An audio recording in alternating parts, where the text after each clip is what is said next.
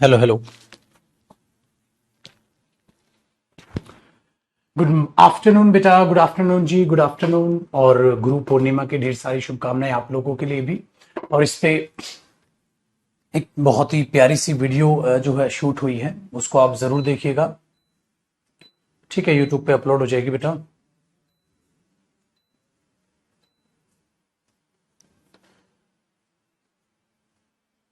चलिए आइए जी।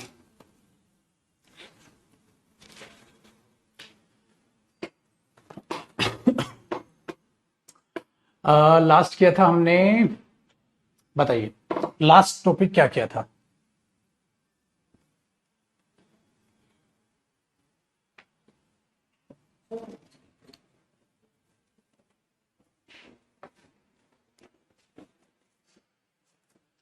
Personal pronoun start किया था, ये तो याद है। अच्छा ओके, प्रेपोजिशन कॉन्सेप्ट। ठीक ठीक ठीक ठीक। चलिए डियर आइए भाई, जिन्होंने लास्ट क्लास ली होगी, ठीक है, जो स्टार्टिंग से जुड़े हैं प्रोनाउन वही समझेंगे आगे। जिन्होंने अगर क्लास मिस किए हैं, ठीक है, तो ये क्लास ना देखें, उनको कुछ समझ नहीं आने वाला, याद रखिएगा। ठीक है, सो पहले अपना क्लास स्टार्टिंग से देखें तभी समझ आएगा। तो प्रोनाउन की आई थिंक हमारी ये थर्ड क्लास है, या सेकंड क्लास है शायद। सेकंड या थर्ड? सेकंड ही क्लास है। कौन सी है भाई? आज क्या डे हो गया? वेंसडे हो गया ना, तो थर्ड क्लास है शायद, है ना? बिल्कुल जी, थर्ड क्लास है। तो पहले दो क्लास जिन्होंने देखी उनको ये आगे समझ आएगा। ठीक है, देखो हमने सिलेक्ट करना था how to select subjective and objective case. ये हमारी चीज यहां पर कॉन्सेप्ट था, how to select subjective and objective case. ठीक है, उसी को आगे आगे अब हमने बढ़ाना है। ठीक है, आइए उसमें कॉन्सेप्ट वर्ब कॉन्सेप्ट हम कर चुके हैं डियर, और अब हमें करना है प्रेपोजिशन कॉन्सेप्ट। तो आप हेडिंग डाल लीजिए प्रेपोजिशन कॉन्सेप्ट। क्या मायने होते हैं प्रेपोजिशन कॉन्सेप्ट के, क्या है चीजें, जरा जानते हैं। ध्यान से सुनिएगा, ध्यान से सुनिएगा। जब आप प्रेपोजिशन की बात करते हैं तो प्रेपोजिशन एरो लगाइएगा। ये अपने आप में आप सभी जानते हैं, ये होता है रिलेटिंग वर्ड। भाई रिलेटिंग वर्ड का मतलब क्या हो गया? एक ऐसा शब्द जो सेंटेंस में दो शब्दों को क्या करता है? रिलेट करता है, अगर वो दो शब्द रिलेट ना हो रहे हो तो। ठीक है, देखो बट गड़बड़ क्या होगी? जैसे अगर हम ये बोल दे आई नो, आई नो मोहित, मैं मोहित को जानता हूं। आई नो मोहित, मैं मोहित को जानता हूं। ठीक है, तो यहां जो नो है अपने आप में वर्ब हुआ, और वर्ब के बाद मोहित की बजाय भी हिम लिख लो, मोहित भी नहीं हिम लिख लो। आई नो हिम, भाई आई नो ही या आई नो हिम क्या आएगा? ये तो कल पढ़ा दिया ना मैंने, आई नो हिम। क्यों? क्योंकि वर्ब के बाद आपके लिए क्या आना चाहिए? ऑब्जेक्ट, ना कि सब्जेक्ट। तो वहां ऑब्जेक्टिव केस आपने डियर हिम अप्लाई कर दिया, आई नो हिम। ठीक है, वेरी गुड। तो आप इसको ऐसे लिख दोगे, समझ आया? इजी है, आसानी से आपको दिमाग में बैठ गया होगा। एक सेकंड रुकिएगा बेटा, इजी है, आसानी से आपके दिमाग में बैठ गया होगा। आई नो हिम, मैं उसे जानता हूं, तो हिम क्या हो गया? ऑब्जेक्ट हो गया। लेकिन अगर मैं यहां पर एक ऐसा सेंटेंस लिखूं तो ये ऑब्जेक्ट किसका बना है डियर? वर्ब का। अगर मैंने बोला I went, I went him, देखो अगर आप स्टेटमेंट पढ़ोगे तो इलॉजिकल, गलत लगेगी। I went him, went him, भाई एक एक्शन आदमी से रिलेट तो नहीं कर रहा। हाँ क्या किया? I went to him, statement अब सही लग रही है। आई वेंट हिम तो गलत लग रहा था। I went to him, I went for him, I am went before him, after him. कुछ लॉजिकल वहां आप क्या कर दो, चीजों को जोड़ोगे तो आपको वहां किसकी जरूरत पड़ेगी? प्रेपोजिशन की, ताकि ये वर्ब जो है इस ऑब्जेक्ट से क्या कर जाए? रिलेट कर जाए। लेकिन सवाल पता है डियर क्या पैदा होता है? सवाल ये पैदा होता है कि जो ये वर्ब है, अब ये ऑब्जेक्ट इस वर्ब का नहीं रहा। देखो भाई ऑब्जेक्ट तो है, ये ऑब्जेक्टिव केस है, तो ये ऑब्जेक्ट अब किसका है? अब ये वर्ब के बाद था तो ये वर्ब का ऑब्जेक्ट है। अगर ये प्रेपोजिशन के बाद है डियर, तो अब ये प्रेपोजिशन का ऑब्जेक्ट है, ना कि वर्ब का ऑब्जेक्ट है। हमेशा इस बात को याद रखिएगा। ठीक है, ये किसका ऑब्जेक्ट है? अब प्रेपोजिशन का ऑब्जेक्ट है। तो हमारे लिए नई बात क्या आई? नई बात अब आपको मैं बता देता हूं, ध्यान से सुनिएगा। कि जब कभी भी आप प्रेपोजिशन का जिक्र करते हैं, याद है ना ये बात, तो आप उसके बाद क्या यूज करते हैं? Object of the preposition. Object of the preposition हमेशा आता है। ऑब्जेक्ट ऑफ द प्रेपोजिशन, और ये मिलकर क्या करते हैं, मिलकर ये बनाते हैं एक एक्स्ट्रा इंफॉर्मेशन। क्या बनकर बनाते हैं कि एक्स्ट्रा इंफॉर्मेशन, मेन नहीं, एक्स्ट्रा इंफॉर्मेशन। जैसे आप टू हिम को हटा दो, ठीक है, तो ये सेंटेंस बस इतना ही बच जाएगा, आई वेंट में गया था, आई वेंट में गया था। भाई कहां गए थे, ऐसा तो कुछ नहीं लिखा आपने, ठीक है, कहां गए थे, तो आपने बोला कुछ भी नहीं बताया आपने बोला आई वेंट, फिर आपने लिख दिया टू हिम, उसके पास गया, बिकॉज ऑफ हिम, उसकी वजह से गया था। तो जैसे जैसे आप इसको बताते जाएंगे, डिफाइन करते जाएंगे, तो ऐसे आप बोलते चले जाएंगे, उसकी वजह से गया था, उसके पास गया था, ठीक है, उसके लिए गया था, जैसा भी आपने मीनिंग प्रोवाइड करना हो, ठीक है, वैसा ही आप वहां प्रेपोजिशन लगा देंगे। तो प्रेपोजिशन क्या आती है, सेम या according to the meaning. Preposition कैसे यूज की जाती है dear, according to the meaning, meaning के हिसाब से, according to the meaning, meaning के हिसाब से आप प्रेपोजिशन यूज करते हो। जैसा मीनिंग देना वैसा प्रेपोजिशन लिख दो, आसान, कूल। तो अब आप सोचोगे सर इस पर बेस पेपर में एरर कैसे आएगा, है ना, इस पर बेस पेपर में एरर कैसे आएगा। चलो मैं बताता हूं इस पर बेस पेपर में एरर कैसे आ जाएगा। अगर मैं ये बोल दूं शी केम टू ही, अब बताओ आप क्या करोगे, शी केम टू ही। अब आपका दिमाग दौड़ा, अब आपने दिमाग दौड़ा, अरे सर आपने हमें सिखाया था ये तो प्रेपोजिशन है, हाँ, और वर्ब का सब्जेक्ट होता है मानस, तो शी आ गया, लेकिन सर प्रेपोजिशन के बाद तो क्या आएगा, क्या आएगा मेरे भाई, ऑब्जेक्ट। तो यहां ही गलत हुआ और यहां हिम सही, तो ये बना शी केम टू हिम। तो वही जो सब्जेक्टिव ऑब्जेक्टिव केस हम कल से पढ़ रहे हैं, उस पर कहीं ना कहीं इफेक्ट तो प्रेपोजिशन का भी है, वर्ब का भी इफेक्ट आपने देखा, ठीक है, आपने आज इफेक्ट किसका देखा, प्रेपोजिशन का भी। तो डियर आज के बाद अपने दिमाग में हमने क्या बैठा लिया, सब्जेक्ट वर्ब का भी होता है, ठीक है, प्रेपोजिशन का भी ऑब्जेक्ट होता है और वर्ब का भी ऑब्जेक्ट होता है। ये ऑब्जेक्ट किसका है, ऑब्जेक्ट ऑफ वर्ब, ये तो ऑब्जेक्ट यहां इस वर्ब का है, लेकिन ये ऑब्जेक्ट किसका है, ऑब्जेक्ट ऑफ प्रेपोजिशन। और ये हमेशा कैसी बात करती है, एक्स्ट्रा बात बताती है, मेन नहीं, एक्स्ट्रा बात होती है। डन है, इस बात को याद रखिएगा। तो प्रेपोजिशन अपने बाद अपना ऑब्जेक्ट लेती है और कैसी बात बताती है, एक्स्ट्रा इंफॉर्मेशन अटैच करती है। आप चाहो तो उसे सेंटेंस से हटा दो, सेंटेंस में उतना ही मीनिंग हट जाएगा, सेंटेंस गलत नहीं होगा, उतना ही मीनिंग हट जाएगा बस। तो इतना ही हमने मीनिंग हटा गया, बस खत्म। मैं गया था, मैं वहां उसके पास गया था, बस, ठीक है। तो ये चीज याद रखिएगा। तो शी केम टू हिम आप यहां पर अप्लाई करोगे। चलो बेटा कॉपी करिए, फिर आगे की जरा जानकारी लेते हैं प्रेपोजिशन में अब कैसे क्या कंफ्यूजन हो सकती है।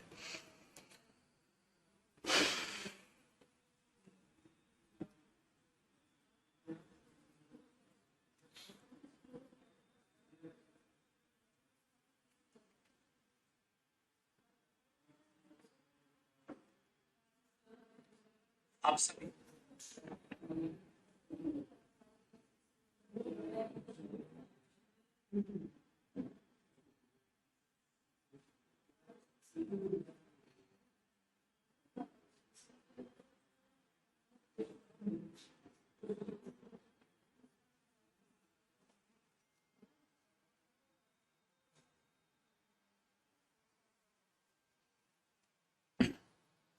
है ना, आसान।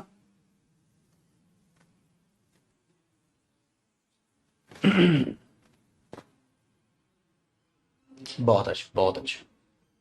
हाँ, ऑब्जेक्ट ऑब्जेक्टिव केस सेम है, बिल्कुल बिल्कुल डियर। ऑब्जेक्ट वहीं आएगा जहां ऑब्जेक्ट आना होगा, तो वही तो ऑब्जेक्टिव केस है। As an object use pronoun का वही ऑब्जेक्टिव केस है। समझे अब आप लोग।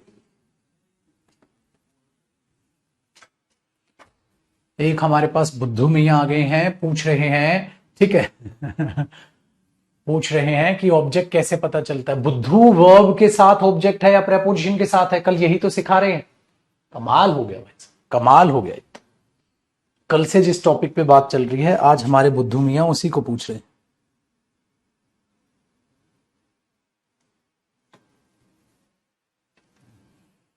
ठीक है, चलो आगे देखो भाई, आसानी से हो गया काम, प्रेपोजिशन समझ आए।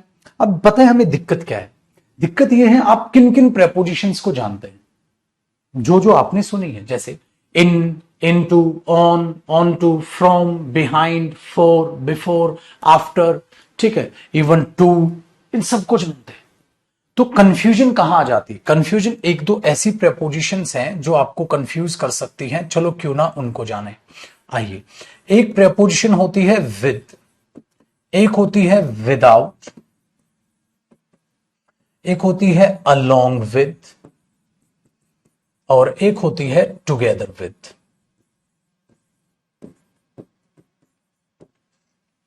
ठीक है, और एक विदाउट का ही मीनिंग देने वाली प्रेपोजिशन होती है एक्सेप्ट।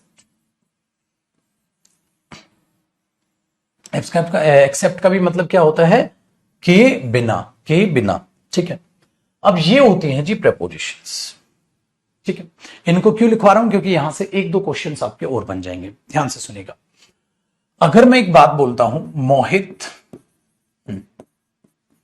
विद शी, या ऐसे कर लो, मोहित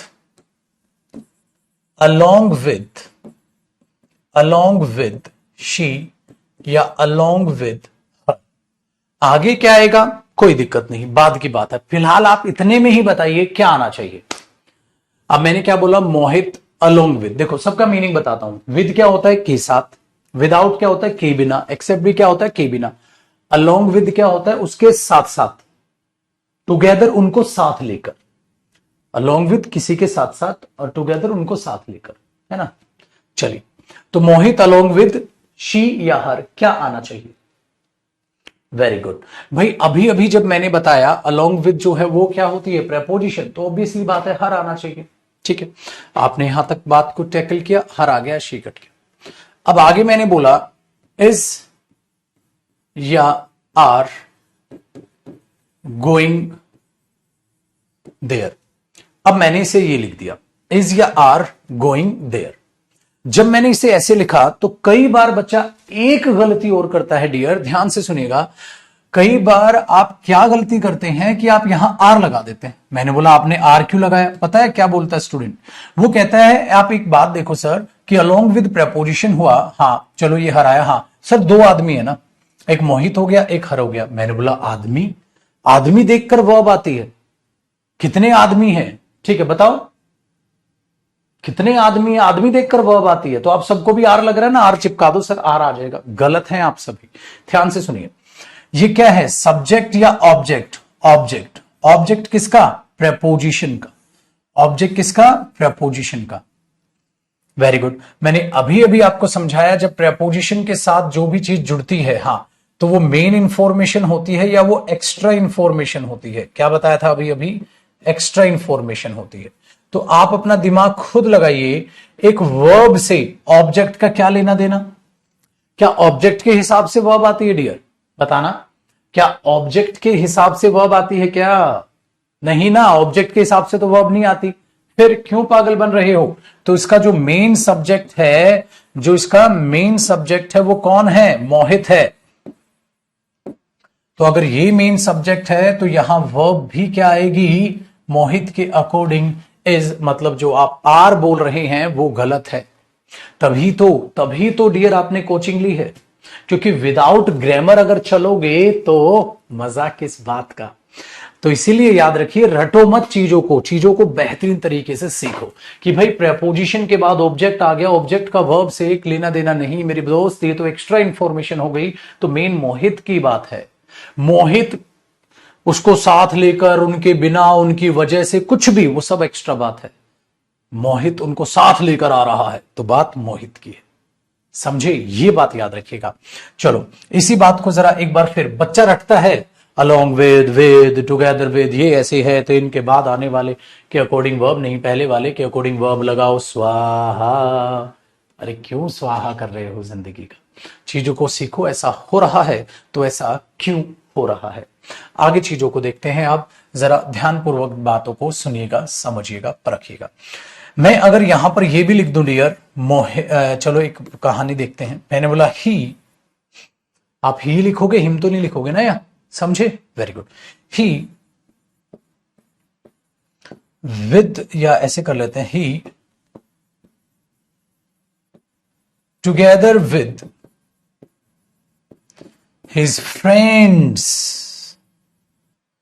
हैज और हैव कम, ऐसे देता है एग्जामिनर। और फिर स्टूडेंट क्या करते हैं, हैव लगा देते हैं। हैव क्यों लगा देते हैं, क्या बोलते हैं कि सर ही भी है, उसके दोस्त भी हैं, ज्यादा आदमी हो गए, सर हैव लगा दो। गलत हो गया ना डियर, क्या देखा, देखो टुगेदर विद क्या है, प्रपोजिशन, और प्रपोजिशन के बाद ये जो नाउन है हिज फ्रेंड्स, अब ये क्या है, ऑब्जेक्ट।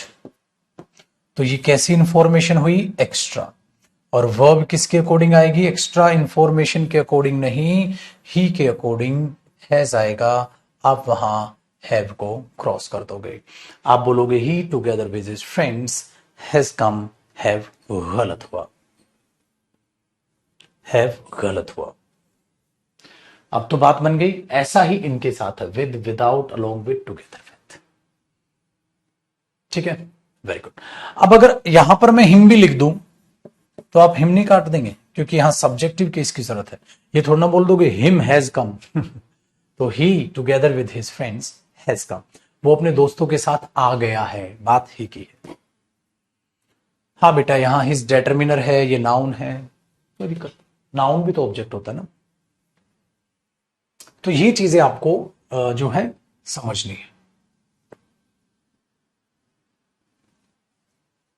और जो बहुत आसानी से आप समझ भी पाए। ये तो सब्जेक्ट वर्ब एग्रीमेंट का रूल। ओ गधे कौन है बेटा, कहां ध्यान है, तू पागल है, बेवकूफ है, कचरा भर लिया दिमाग में। रूल है, रूल का मतलब होता है कि डायरेक्ट किसी चीज को रट लेना, ये कॉन्सेप्ट है, सब्जेक्ट वर्ब एग्रीमेंट का रूल है। गधेड़ू, सब्जेक्ट वर्ब एग्रीमेंट को टॉपिक भी होता है, टीचर्स ने दिमाग खराब कर दिया बेटा तुम्हारा, उस रट्टे से बाहर आ जा। सब्जेक्ट वर्ब एग्रीमेंट का रूल है, भगवान, ए प्रभु उठा ले रे बाबा, ये रूल है गधेड़ू। और कह रहा सब्जेक्ट वर्ब, बेटा आप अपने कस्बे में, अपने शहर में जो पढ़े हैं वो गलत रट्टे मरवा दिए। सब्जेक्ट वर्ब एग्रीमेंट कोई टॉपिक नहीं होता बेटा, वो पूरी इंग्लिश ही है, पूरी इंग्लिश ही सब्जेक्ट वर्ब एग्रीमेंट है। चीजों को समझो क्यों हो रहा है ऐसा। ये भाई साहब रूल रूल करके ही पूरी जिंदगी बिता देंगे, ए प्रभु। क्या होगा रे बाबा तेरा, ए बाबा क्या करेगा छोटू तू। रूल वूल कुछ नहीं है मेरे दोस्त, आप लोग समझदार इंसान इतने बड़े हो गए, फिर भी छोटी छोटी गलतियां करते हो, हैं हद नहीं मचा रखी चलो जी, अगर मैं ये कर दूं ही एंड हिज फ्रेंड्स, तो फिर तो सब्जेक्ट हो जाएगा ना। एंड कल सिखाया था ना, वो तो सब्जेक्ट सब्जेक्ट को जोड़ देगा, तो एंड कंजंक्शन होता है और ये प्रपोजिशन है, दोनों में फर्क है ना। चलो एंड कर देंगे तो क्या आ जाएगा, हैव आ जाएगा। ठीक है, चलो आगे देखते हैं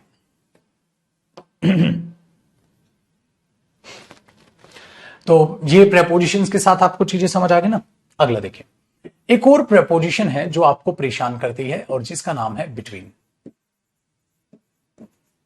ठीक है भाई, बिटवीन, और बिटवीन के साथ जानते हैं ना आप, एंड कंजंक्शन आता है, लेकिन हमें यह पता होना चाहिए ना डियर, बिटवीन अपने आप में क्या है, प्रेपोजिशन है। साथ साथ कॉपी कीजिएगा, अगर बिटवीन अपने आप में प्रेपोजिशन है तो आने वाला इसके बाद भी क्या होगा, ऑब्जेक्ट होगा, ऑब्जेक्ट नंबर 1, और फिर आप इसे एंड से जोड़ेंगे, उसके बाद क्या आ जाएगा, ऑब्जेक्ट नंबर 2। ठीक है, ऑब्जेक्ट नंबर 2। कई बार एज ए स्टूडेंट अगर आप इन चीजों को देखेंगे, ठीक है, तो आप यहां पर भी फंस सकते हैं। चलिए जरा चीजों को समझो, मैंने आपके लिए एक सेंटेंस लिखा, there is no dispute between he and she. चलो जी देखते हैं कौन कौन इसका करेक्ट आंसर करता है, या जो लिखा गया है वो सही है। क्या लग रहा है आपको, जो लिखा गया है वो सही है क्या, देखते हैं जरा, बताइए चीजों को।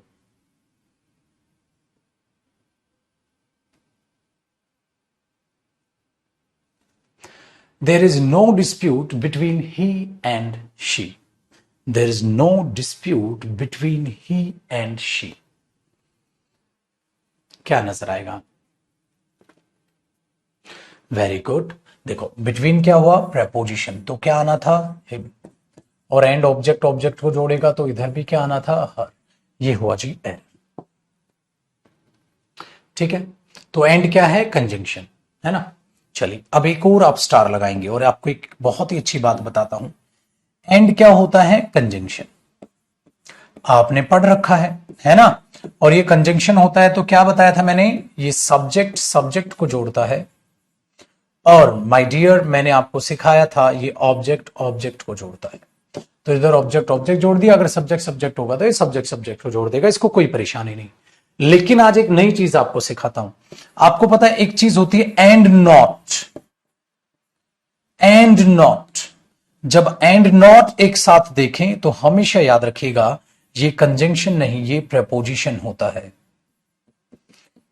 ठीक है, इसका मतलब इसके बाद कौन सा केस आएगा? ऑब्जेक्टिव केस आएगा। एंड नॉट के बाद कौन सा कोई केस आ जाएगा?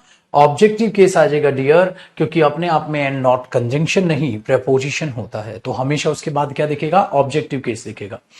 एंड होता है कंजंक्शन, तो कंजंक्शन है तो सब्जेक्ट सब्जेक्ट ऑब्जेक्ट ऑब्जेक्ट जो भी कुछ है, बट एंड नॉट तो प्रेपोजिशन होता है, तो प्रेपोजिशन तो अपने बाद ऑब्जेक्टिव केस लेती है, अपना ऑब्जेक्ट लेती है, सब्जेक्ट तो नहीं लेती। चलिए एग्जाम्पल देखते हैं, जरा समझते हैं। मैंने बोला ही एंड नॉट मी या I has done that work. मुझे बताइए क्या आएगा? ही एंड नॉट आई या एंड नॉट मी? भाई एंड होता तो आई आ जाता, ही and I, he and I आ जाता, लेकिन मैंने वहां एंड लिखा है डियर या एंड नॉट लिखा है? मुझे आप ये समझा दीजिए, मैंने वहां एंड लिखा है या एंड नॉट लिखा है? एंड नॉट लिखा है, तो एंड नॉट लिखे तो क्या करें डियर? उसका मी आना चाहिए। करेक्ट है भाई साहब, तालियां हो जाए खुद के लिए, बहुत बढ़िया कर रहे हैं आप लोग। मी। अच्छा कई बार एग्जाम में क्या करेगा ना, यहां हैव भी दे देगा, ही एंड नॉट मी, हाँ यहां दे देगा हैव डन दैट वर्क। तो आप तुरंत से पहचान लेंगे, सर ने कहा था प्रेपोजिशन के साथ आने वाली हुई एक्स्ट्रा इंफॉर्मेशन, तो मेन हुआ ही, और ही के साथ क्या आएगा? हैज, यहां हैव नहीं आएगा। ऐसी गलती भी एग्जामिनर दे सकता है, फिर उसको बच्चा कहता है जय हो सब्जेक्ट वर्ब एग्रीमेंट टॉपिक हो गया, रूल रट लो, कुछ नहीं फायदा, सब बकवास है मेरे दोस्त। थोड़ा टाइम लूंगा, आप मेरे अकॉर्डिंग ढल जाएंगे और बड़े मस्त मोला होकर एरर बनाया करेंगे, ठीक है ना। तो कुछ नहीं रटना, सीखते हुए इंग्लिश को चलना है, करो कॉपी। तो आज एक और प्यारी चीज पता चल गई, क्या? एंड नॉट, कि एंड नॉट आखिरकार क्या होता है ना। बाकी प्रपोजिशंस का भी पता चला और एंड नॉट का भी पता चला।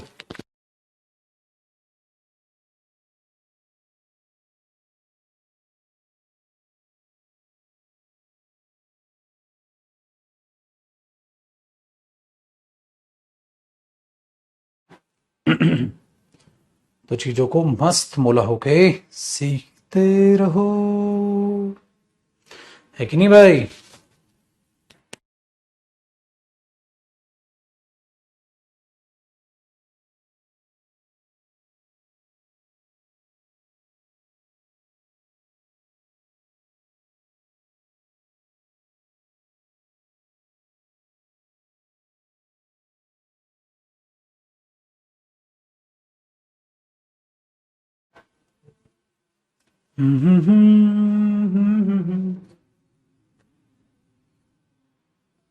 एंड नॉट का मतलब होता है मैं नहीं, मैं नहीं, मतलब आप यहां ये करेंगे ना, ही एंड नॉट मी, वो मैं नहीं, वो मैं नहीं, मतलब आप हट रहे हैं, मैं नहीं भाई।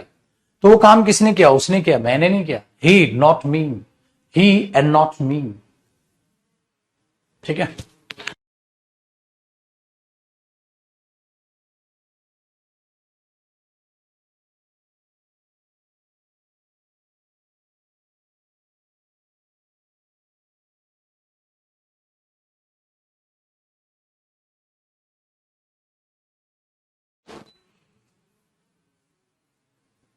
ठीक है, चलिए। कौन सी प्रेपोजिशन कब आनी चाहिए वो तो प्रेपोजिशन टॉपिक में पढ़ेंगे डियर, वो तो प्रेपोजिशन टॉपिक में पढ़ेंगे। अब ठीक है, चलिए चलिए।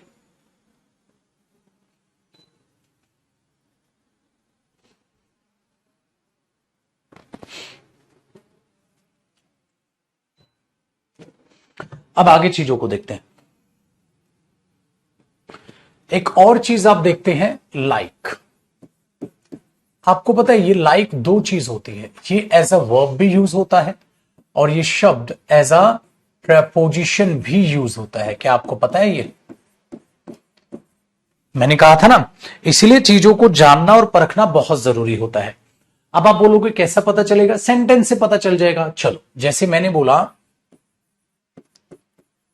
आई लाइक हिम, मैं उसे पसंद करता हूं, तो आप देखो ये क्या है, यहां पर वर्ब है ये तो ये वर्ब का ऑब्जेक्ट है। आई लाइक हिम, मैं उसे पसंद करता हूं।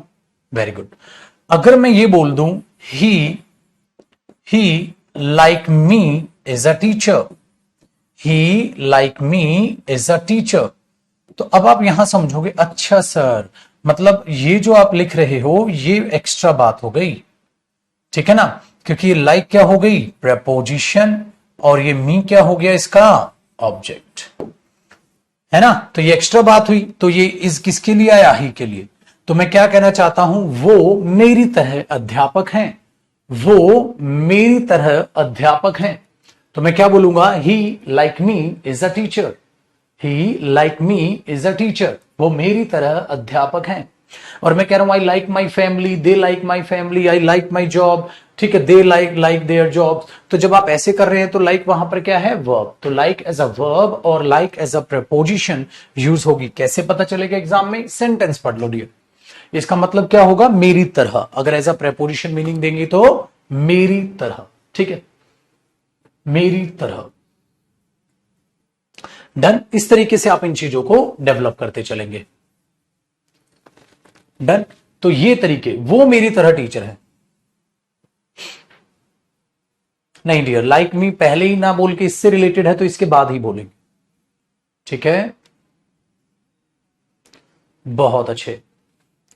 तो भाई एक कॉन्सेप्ट और हमारा पूरा हुआ, प्रेपोजिशन कॉन्सेप्ट। जितनी भी कंफ्यूजिंग प्रेपोजिशंस थी आपको पता चल गई। एक कॉन्सेप्ट क्या पढ़ा था? Verb concept. एक कॉन्सेप्ट क्या पढ़ा? Preposition concept. कितने कॉन्सेप्ट खत्म हुए? 2। अब बात किसी करते हैं तीसरे कॉन्सेप्ट की। कॉपी हुआ? फटाक से कॉपी कीजिए, साथ साथ भी कॉपी करते रहा करो, बाद में भी मैं हल्का सा टाइम आपको दे ही देता हूं।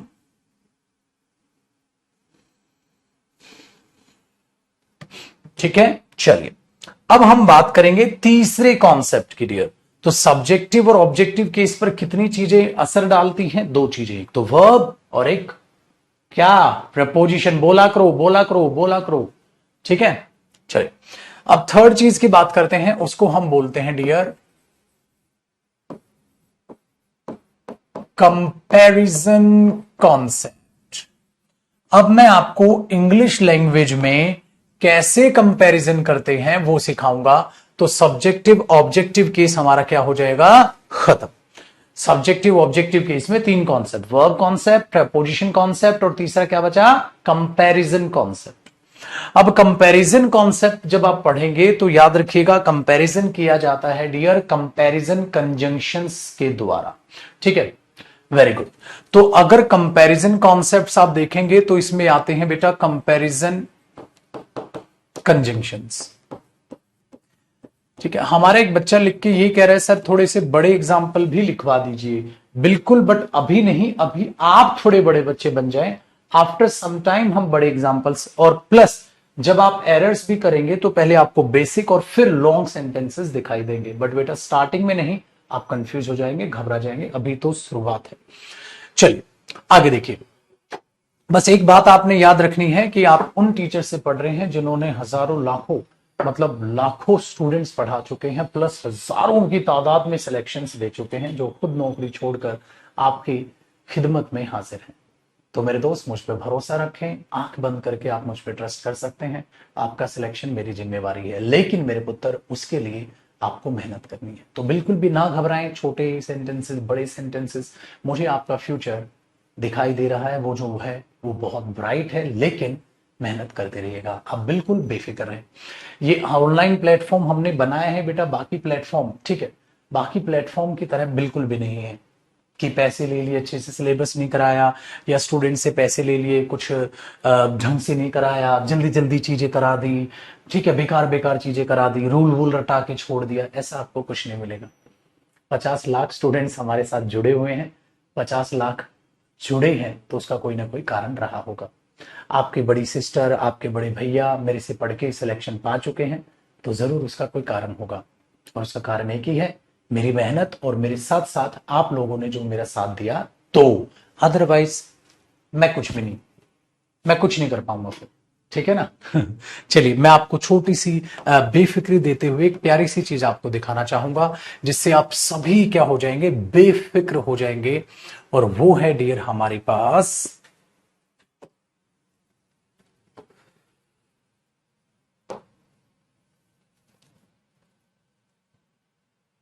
देखो, ये प्रोनाउन की वो शीट है जो मेरे दोस्त मैं आपको प्रोनाउन सारा पढ़ाकर कराऊंगा, मतलब जब हमारा प्रोनाउन हो जाएगा। आप इसमें देखो क्या लिखा है, बेसिक पार्ट। तो आपको सेंटेंसेस बड़े नजर आ रहे हैं कि छोटे? आपने बोला छोटे नजर आ रहे हैं, है ना। आप जरा आगे बढ़ते जाएंगे, आगे बढ़ते जाएंगे, बेसिक लेवल जैसे ओ ओ ओ, सेंटेंस बड़े हो गए आगे ना, एग्जाम जितने बड़े बड़े सेंटेंसेस, ये देखो। बट अगर हम स्टार्टिंग से यही कूद जाएं तो आप एक भी क्वेश्चन नहीं बना पाएंगे, लेकिन अगर हम सोच समझ के आगे बढ़े तो हम इनको यू बना जाएंगे, लेकिन अभी नहीं, जब आहिस्ता आहिस्ता हम चीजों को देख लेंगे तो आप ऑटोमेटिकली आप चीजों को समझने लग जाएंगे, चीजों को बनाने लग जाएंगे, और बड़े मस्त तरीके से चीजों को देखने लग जाएंगे। आया समझ में? देखा ना, अभी तो आप इनको पढ़ोगे आपको समझ ही नहीं आएगा, कहते ये क्या हो रहा है। हाँ, अगर आप देखना चाहें तो आप पता है कैसे क्वेश्चन करेंगे। सपोज करो जैसे मैंने आपको सारा कराकर मैंने कहा, एक बात बताओ मेरे दोस्त, कोई भी स्टूडेंट मुझे इसका आंसर करेगा, क्वेश्चन नंबर 17 का आंसर करे, आप पता है डियर यूं करेंगे, क्या बोलेंगे? आप बोलेंगे सर देखो ध्यान से सुनो, क्या? हाँ, शी एंड नॉट प्रेपोजिशन है, प्रेपोजिशन के बाद आने वाला हुआ ऑब्जेक्ट, तो ये एक्स्ट्रा इंफॉर्मेशन हुई, एक्स्ट्रा हुई, तो मेन कौन है? शी के लिए क्या आएगा? हैज। आप ऐसे बनाओगे डियर, ऐसे ही, ठीक है। फिर आप बोलोगे दे, एक्सेप्ट क्या हुआ? प्रेपोजिशन, प्रेपोजिशन के बाद क्या आया? मीन, तो मेन कौन हुआ? दे के हिसाब से क्या है? आर। आप ऐसे बनाओगे, तो बड़े हो या छोटे सेंटेंसेस से फर्क नहीं पड़ता बेटा।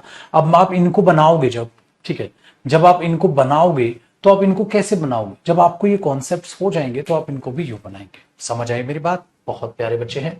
तो आपका फ्यूचर ये है, मैंने बोला ना आपका फ्यूचर ये है कि आपको इतने बड़े बड़े सेंटेंसेस बनाने हैं, लेकिन लेकिन लेकिन आपको ये बड़े बड़े सेंटेंसेस तब बनेंगे जब आप चीजों को अच्छे से पढ़ेंगे। देखो, he looks at everything from their best side, भाई ही के लिए देयर नहीं, ही के लिए कौन सा डिटरमिनर बताया था? हिज। आपसे ये यू बनेंगे, लेकिन ये आपका फ्यूचर है, बट यहां तक पहुंचने के लिए अभी तो आपको मेहनत करनी है, पढ़ना है। चलिए वापस आते हैं टॉपिक पे, मेरी बात समझ आ गई ना सबको, और वापस चीजों को जानने की कोशिश करते हैं। मैंने कहा कंपैरिजन कॉन्सेप्ट, कंपैरिजन कॉन्सेप्ट का मतलब हुआ कंपैरिजन कंजंक्शन, यानी कि कंपैरिजन कंजंक्शंस के द्वारा ही आपको कंपैरिजन कॉन्सेप्ट पढ़ना है। कंपैरिजन कंजंक्शंस हमारे पास दो होते हैं, एक एज, अभी समझाऊंगा डियर, और एक देन, अभी समझाऊंगा इनको, ठीक है ना, बिल्कुल बेफिक्र रहेगा, समझाऊंगा कि एज और देन कैसे कंपैरिजन कंजंक्शंस आते हैं, किस तरीके से अभी चीजों में काम करता है, यही तो पढ़ना है अभी हमने, ठीक है। चल देखो आगे, देखो ध्यान से सुनिए, डन है? Very good. तो कंपैरिजन कंजंक्शन या तो आपका एज हुआ या आपका क्या हुआ? देन हुआ, दोनों आगे, दोनों आगे। अब जरा चीजों को ध्यान से जरा समझिए और परखिए, कैसे इनको यूज करें। देखो, कंपैरिजन का एक वसूल होता है। कंपैरिजन का वसूल क्या होता है? जब कभी भी आप कंपैरिजन करते हैं तो आप एक सब्जेक्ट का कंपैरिजन एक सब्जेक्ट से ही करेंगे। भाई आमना सामना एक सब्जेक्ट का सब्जेक्ट से ही तो कंपैरिजन होगा। Very good. और डियर, अगर एक ऑब्जेक्ट का कंपैरिजन कर रहे हैं तो उसका कंपैरिजन एक ऑब्जेक्ट से ही तो होगा। क्या कभी ऐसा हो जाएगा सब्जेक्ट का ऑब्जेक्ट से कंपैरिजन? नॉनसेंस, क्योंकि कंपैरिजन अगर यूनिट सेम नहीं हुई तो बकवास है। चलो एक और एग्जांपल सुनो, अगर क्या केजी ग्राम्स के इक्वल हो सकता है? क्या किलोमीटर मीटर के इक्वल हो सकता? आप बोलोगे क्या बात कर रहे हो सर, यूनिट ही सेम नहीं तो काहे का कंपैरिजन? जब यूनिट ही सेम नहीं तो काहे की उनमें इक्वेलिटी आ जाएगी? इलॉजिकल हुआ। ठीक है ना, इलॉजिकल हुआ। बहुत अच्छे, तो हमने इनको काटा। यही रीजन आपको यहां देखना है कि जब कभी भी आप कंपैरिजन करेंगे तो, बट ऑब्वियसली बात है, एक सब्जेक्ट का कंपैरिजन एक सब्जेक्ट से होगा और एक ऑब्जेक्ट का कंपैरिजन एक ऑब्जेक्ट से होगा। आप सब्जेक्ट ऑब्जेक्ट ऑब्जेक्ट सब्जेक्ट नहीं खेल सकते, बकवास है। मजा आया? चलो, तो अब हम कैसे पहचाने ये कंपैरिजन कैसे होता है, और मैं चीजों को आपको बहुत डीपली लेकर चलूंगा। और उतना डीपली लेने के चलने के लिए मुझे छोटा सा आपकी, ठीक है, चीज चाहिए, और ध्यान से सुनिएगा। कॉपी मत कीजिएगा, ये तो कॉपी हो गया ना। हाँ, अभी जो लिख रहा हूं वो रफ है, रफ कॉपी मत कीजिएगा। देखो, आप एक बात बताओ, मैंने बोला he is a rich man, he is a rich man, वो एक अमीर व्यक्ति है। तो अब ये देखते हैं, मैन क्या हुआ? नाउन। अच्छा, कैसा व्यक्ति है? अमीर व्यक्ति है। तो नाउन के बारे में जो कुछ बताए वो क्या होता है? एडजेक्टिव। Very good. अगर मैं बोलूं he is a very rich man, वो तो बहुत अमीर व्यक्ति है। अब देखो, इस एडजेक्टिव को कौन एम्फेसाइज कर रहा है, कौन बढ़ा चढ़ा के बोल रहा है? वेरी। वेरी क्या हुआ? एडवर्ब। वेरी क्या हुआ? एडवर्ब। आप बोलोगे सर एकदम से ये क्या पढ़ाने लग गए? जरूरत है इसकी। तो एडवर्ब, आपने तो कहा था सर एडवर्ब वो है जो एक्शन में डिटेल ऐड करे। Very good. और आज एक और नई बात क्या पता चली? एडवर्ब वो भी है जो एडजेक्टिव में भी डिटेल्स ऐड करती है, वो भी एडवर्ब। तो एडवर्ब का एक नहीं कई सारे फंक्शन है, आहिस्ता आहिस्ता बताऊंगा जहां जरूरत पड़ेगी। अभी यहां जरूरत है तो इसको एडवर्ब ऑफ डिग्री है, क्या है वो बाद की बातें हैं, ठीक है। ध्यान दीजिएगा, वापस आ जाओ। क्यों बताया आपने? यहां जरूरत पड़ेगी। चलो, कंपैरिजन को आज इतना डीपली सिखाऊंगा आपको, ये चीजें मजा आ जाएगा आपको पढ़ के। जरा मुझे एक आंसर कीजिएगा। मैंने एक स्टेटमेंट बोला, he is, as rich, as I या मी। कॉपी नहीं करेंगे, इसको कॉपी मत करना। अभी मैं बताऊंगा जब कॉपी करना। ये भी रफ है। क्यों रफ है बताता हूं। ये सेंटेंस कॉपी नहीं करेंगे, बताइए। He is as rich as I आएगा या मी आएगा, आपके पास टाइम है।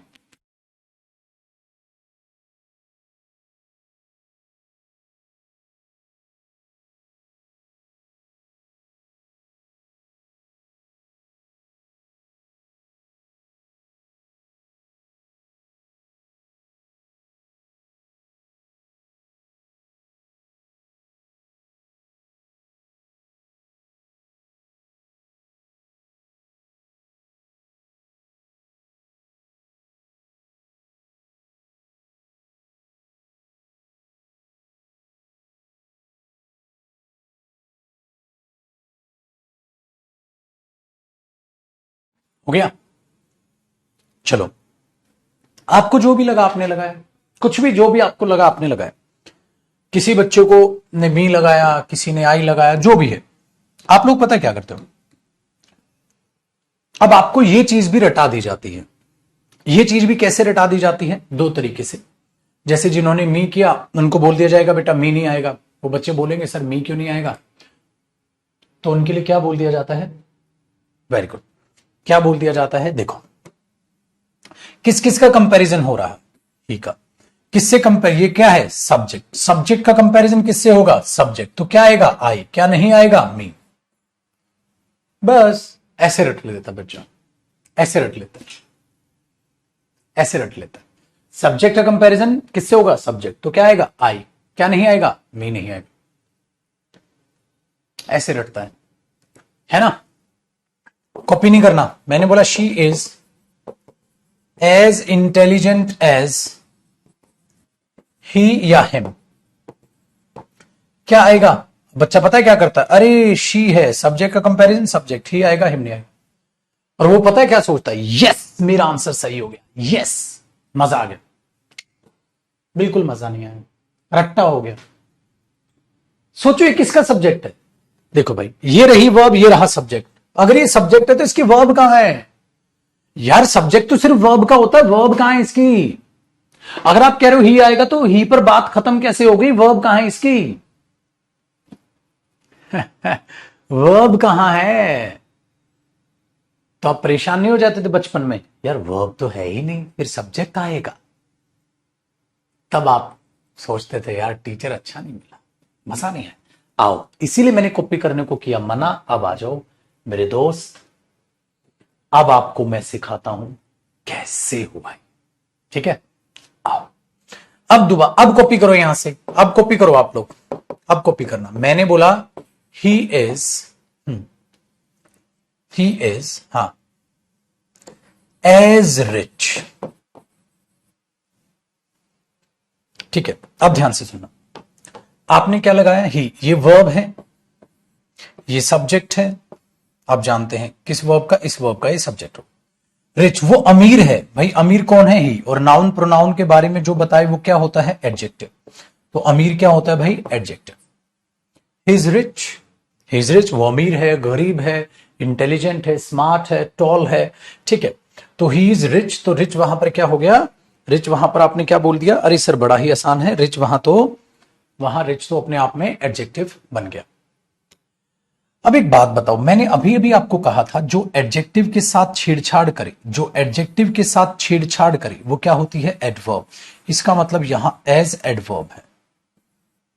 ओ, देख रहे हो, है ना? चलो, तो मैंने कहा ही इज एज रिच, ये सेंटेंस पूरा है। अगर इतना रोको तो गलत नहीं लग रहा?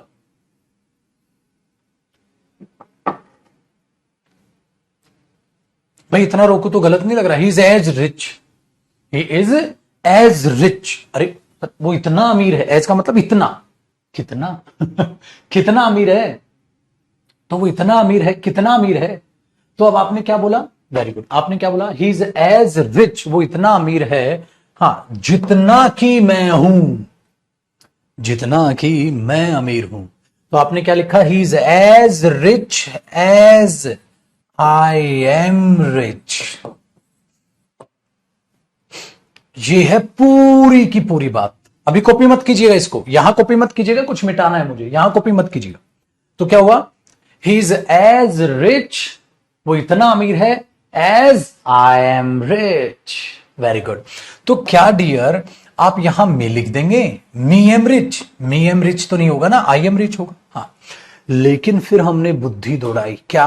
अरे वो उतना अमीर है जितना कि मैं हूं अमीर। हाँ, तो जितना कि मैं हूं ही बोल दो यार, अमीर दोबारा बोलने की क्या जरूरत है? जब बात चल रही है, हाँ, बात चल रही है अमीरी की, तो दोबारा अमीर रिपीट करने की जरूरत नहीं है। ये गया।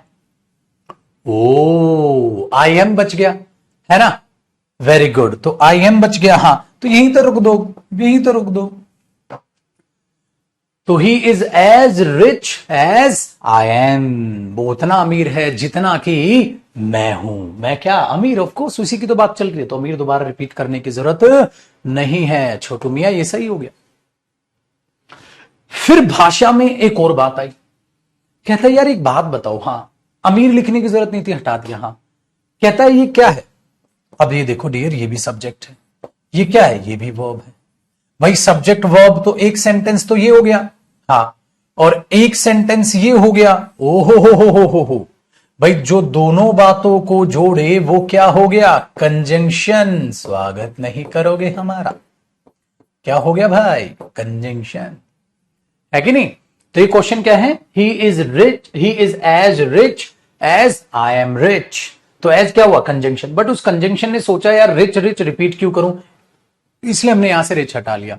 तो अब आपको ध्यान से देखो, इस सेंटेंस में, इस सेंटेंस में कितने जो है आपके पास यहां पर एज है? एक एज, दो एज, एक एज एडवर्ब और एक कंजंक्शन है, ये ध्यान रखिएगा। क्लास बफरिंग हो रही है? ओहो, चलो अभी देखते हैं भाई।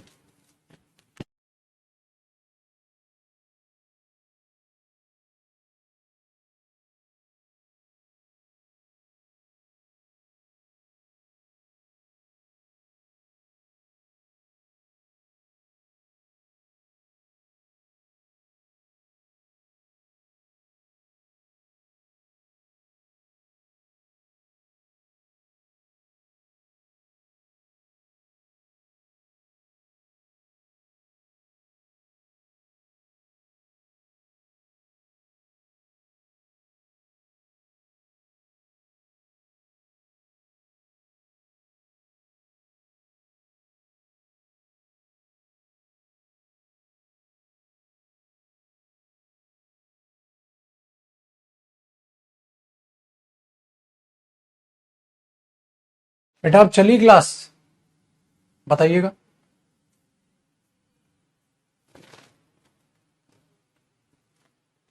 अब शायद ओके है, देखना।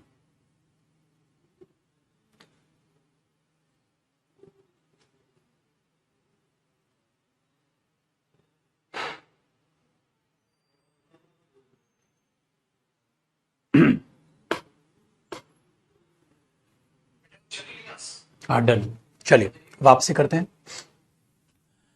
तो मैं यहां पे क्या सिखा रहा था आपको, मैं आपको सिखा रहा था जब ये आप एज देखते हैं तो ये एज क्या होता है, एक कंजंक्शन होता है और एक क्या होता है, एडवर्ब होता है। तो ये एडवर्ब है और ये हमारे पास क्या है, कंजंक्शन है। ठीक है, प्रूव कर दिया हमने। अब पता है डियर क्या हुआ, अब पता है क्या हुआ, आगे बढ़ते हैं। इसीलिए मैंने आपको ना ऊपर यहां लिखा था एज कंपैरिजन कंजंक्शन होता है, देन भी कराऊंगा, अभी एज समझ लो। तो आपको ये समझ आ गया होगा कि he is as rich as I am, आप ऐसे लिख सकते हैं। ठीक है, अब इस कंजंक्शन ने एक और बात सोची। देखो जैसे आपने यहां रिच लिखा था, आपने इस कंजंक्शन ने क्या सोचा, अरे रिच इधर ऑलरेडी आ गया है तो दोबारा रिपीट करने की जरूरत नहीं है, तो हटा दिया। तो क्या बचा, he is as rich as I am. इसने कहा एक बात बताओ, वो उतना ही अमीर है जितना कि मैं। कहते बात तो तब भी सेंस पूरी हो रही है, और वो उतना ही अमीर है जितना कि मैं हूं, बात तब भी पूरी हो रही है। तो क्यों ना इस सेंटेंस को एक तरीके से और लिख दिया जाए कि he is as rich as I. तो ये आई ऑटोमेटिकली सामने वाला देख लेगा कि सब्जेक्ट है।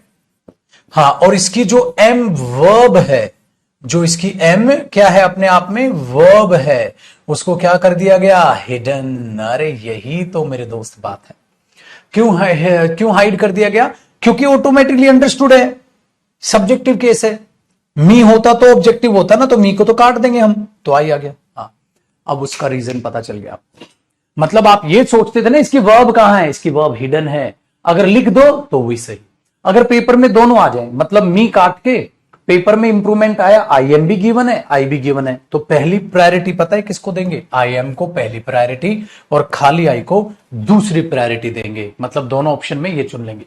ये आया नो एरर है, ये आया नो एरर है, मी आया गलत है, अगर इंप्रूवमेंट आया, दोनों आए, तो प्रायोरिटी इसको देंगे। कॉपी करो। फिर एक और एग्जांपल लिखता हूं।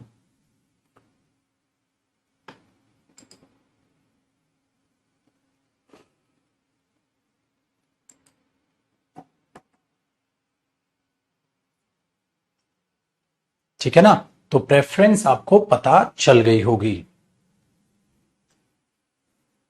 नाना जी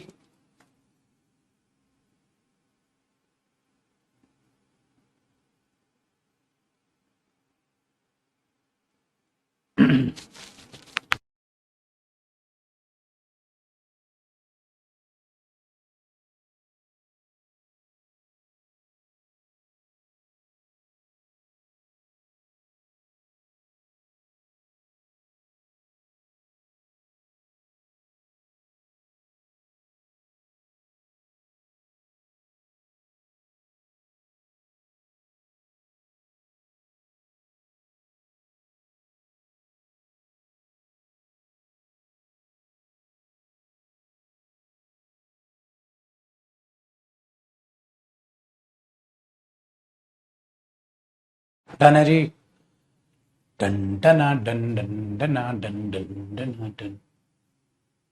चलो, तो इस तरीके से आप इन चीजों को टैकल करते हैं कि किस तरीके से चीजें चलती हैं। अब जरा मुझे आंसर दीजिएगा। अगर मैं एक एग्जांपल आपको बोलता हूं, she is as intelligent as he या एज हिम, कैच। बताएं डियर क्या आएगा। अगर मैं आपसे पूछता हूं she is as intelligent as he और हिम, एज ही और हिम, बताइए।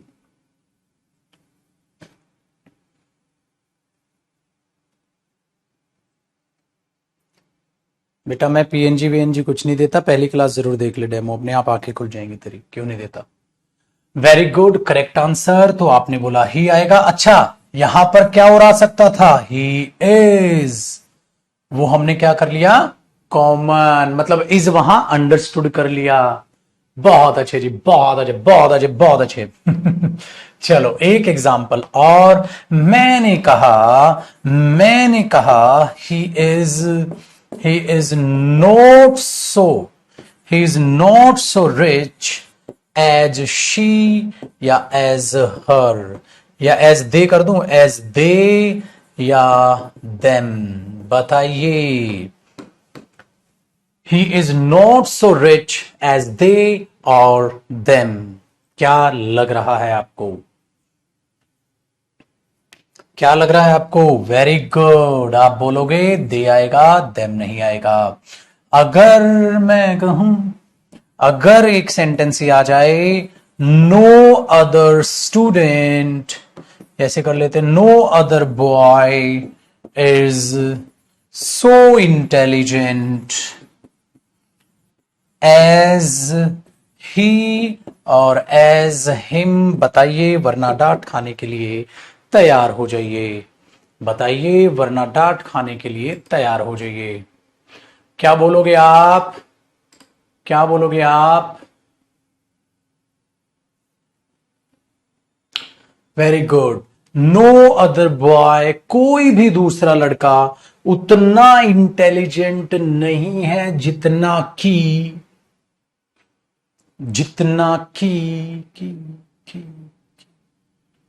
ही या हिम। बहुत अच्छे। यहां आया ही क्योंकि नो अदर बॉय इज, तो ये नो अदर बॉय जो है इसका क्या है? सब्जेक्ट। और कंपैरिजन जब इसका है तो वहां भी सब्जेक्ट ही होगा। सब्जेक्ट ही होगा। बताइए, बताइए।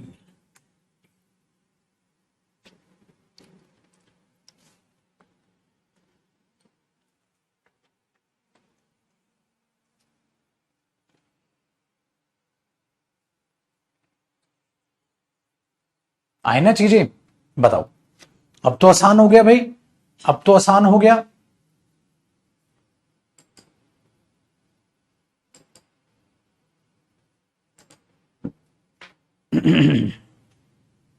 चलो, अब देन का भी देख लूं, देन का भी लिखवा दूं।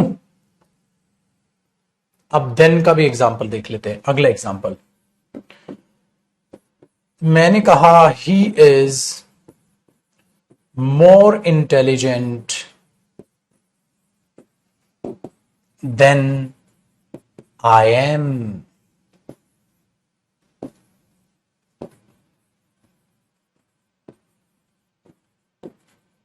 है ना?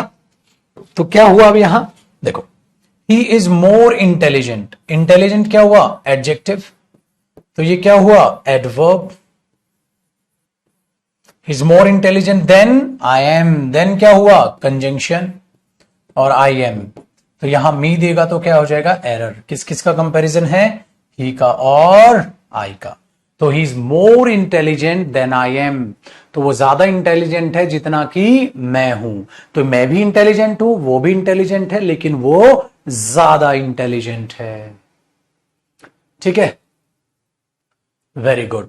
तो मैं भी इंटेलिजेंट हूं, वो भी इंटेलिजेंट है, लेकिन वो ज्यादा इंटेलिजेंट है। ठीक है, तो अभी सब्जेक्ट का कंपैरिजन देख लो बेटा, फिर ऑब्जेक्ट वाली बात पे आऊंगा मैं। अभी तो बस सब्जेक्ट का ही कंपैरिजन आप लोग देख ले छोटू मियां। तो मैं भी इंटेलिजेंट हूं, वो भी इंटेलिजेंट है, लेकिन वो ज्यादा इंटेलिजेंट है। आए भाई? चलो भाई, अगर मैं ये बोल दूं I am smarter than he या I am smarter than him, क्या आएगा भाई? क्या आना चाहिए यहां? I am smarter than he, क्या नहीं आएगा? हिम। ठीक है,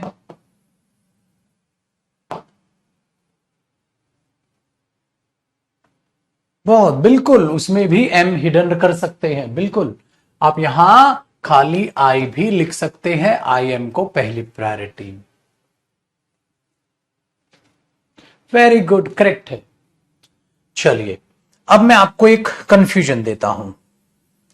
भाई मैंने आपको कहा था जो ये यू होता है ये सब्जेक्ट में भी सेम रहता है और ये ऑब्जेक्ट में भी सेम रहता है, तो आपको ही पहचानना है इसको। जैसे as a student of science, as a student of science you are far better than he, या ऐसे कर लेते हैं शी या हर।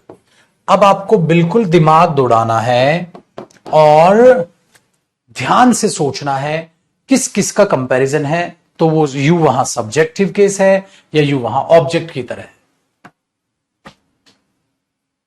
बेटा तनीषा बहुत बार एक्सप्लेन कर दिया, दोबारा बिल्कुल जरूरत नहीं है इसकी ही हिम की, छोड़ दो। बताओ मेरे दोस्त, क्या लग रहा है आपको?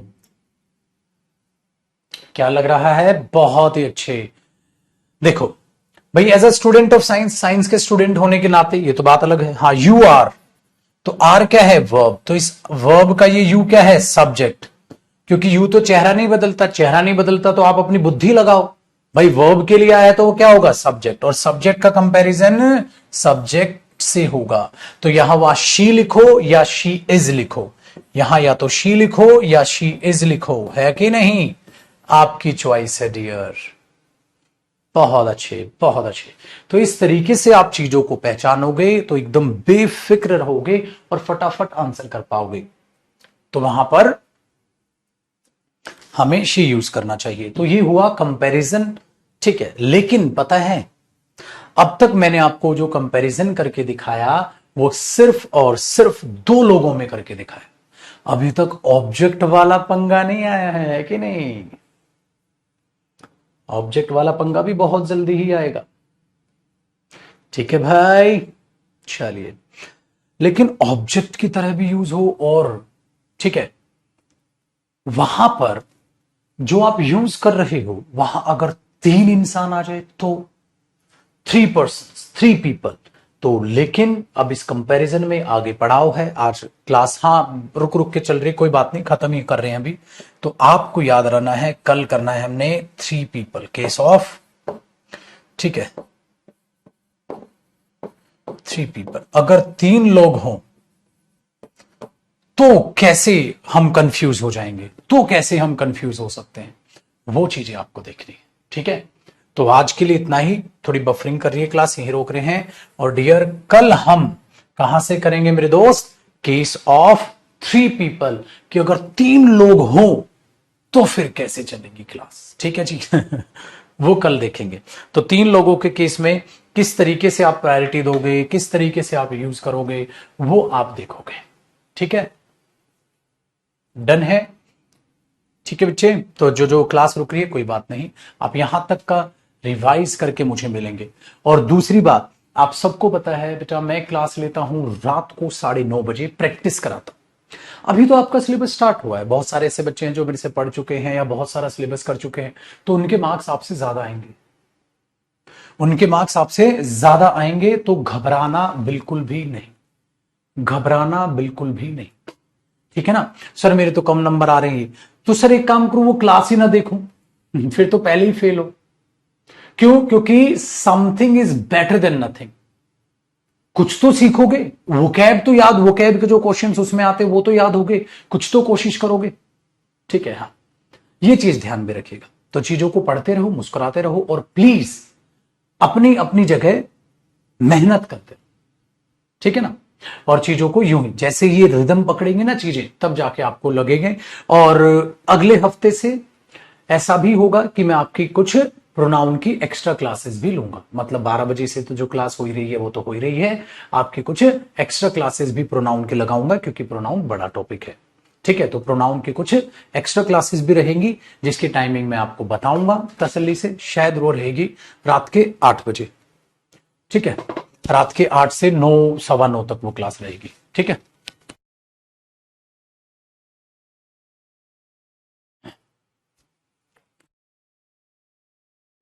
ठीक है भैया।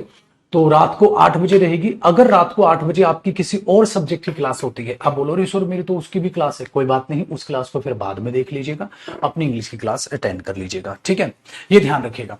तो अभी आपके, क्योंकि प्रोनाउन बहुत बड़ा टॉपिक है, प्रोनाउन बहुत बड़ा टॉपिक है डियर, ठीक है ना, आप देख रहे हो इसमें प्रोनाउन बहुत बड़ा टॉपिक है। ये भी नहीं कि मैं फास्ट पढ़ा दूं, ऑनलाइन वैसे ही बैच है।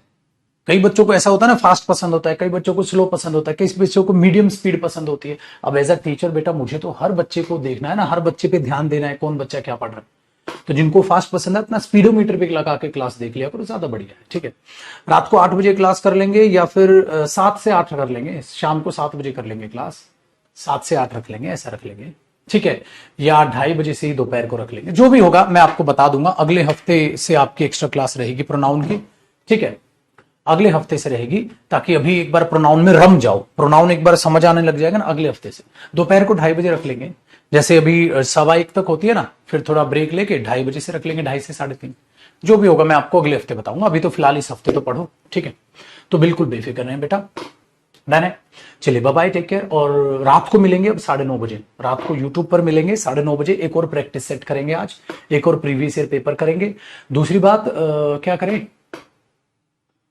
क्या कहना चाह रहा था मैं, हाँ, आज गुरु पूर्णिमा है, उस पर एक बहुत ही प्यारी मैंने वीडियो आपके लिए बनाई है, ताकि उससे आप सीखने को मिले, मोटिवेशन आपको मिले। एक शिक्षक का काम खाली पढ़ाने तक सीमित नहीं होता है, आप लोगों की पॉजिटिविटी बनाए रखना भी मेरा फर्ज बनता है। तो वो वीडियो आएगी अभी यूट्यूब पर, उसको जरूर देखिएगा, ठीक है, अभी 15-20 मिनट में आ जाएगी। चलिए बाय।